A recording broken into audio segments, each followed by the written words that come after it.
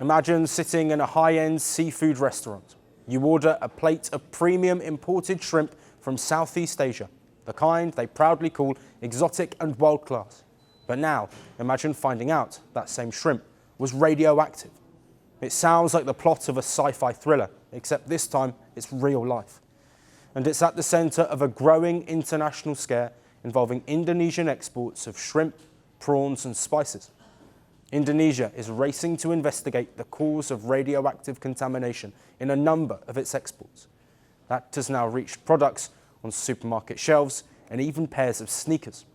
Authorities in Jakarta have launched a criminal investigation after trading partners in Europe and the United States detected traces of radioactive material in multiple Indonesian exports. The first red flag emerged in July, where inspectors in Los Angeles and other ports found contaminated shipping containers, including boxes of sneakers. Weeks later, the US Food and Drug Administration issued a safety alert, warning Americans not to eat specific batches of frozen prawns from an Indonesian company. The FDA then found the same substance inside a shipment of cloves from another Indonesian exporter. In all cases, the products were immediately recalled and both companies were blocked from exporting to the US until they could prove they fixed the root cause of contamination. So, what exactly was detected? Dutch and American authorities confirmed it was cesium-137, a radioactive isotope created in nuclear reactions and commonly used in medical, industrial and research equipment. The FDA emphasized that levels found in these products pose no immediate health danger. However, long-term repeated exposure can increase risk. The investigation quickly zeroed in on one place, a metal processing facility in the Cikande industrial estate in the westmost Indonesian province. The company, PT Peter Metal Technology, believed to be owned by China, processes scrap metal, which Indonesian officials say is the likely source of the radioactive contamination. Nearly 20 factories around the estate were impacted, including shrimp processors and shoe manufacturers. 9 workers found to have been exposed to cesium-137 were also treated in Jakarta, with authorities saying all affected facilities have now undergone decontamination. The incident has raised alarm bells across Indonesia.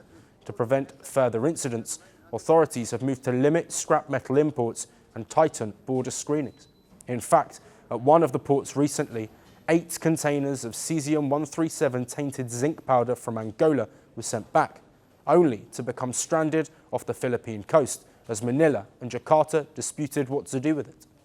Indonesian police have now formally opened a criminal investigation into how radioactive material entered the supply chain and why the factory's management reportedly left for China before answering questions.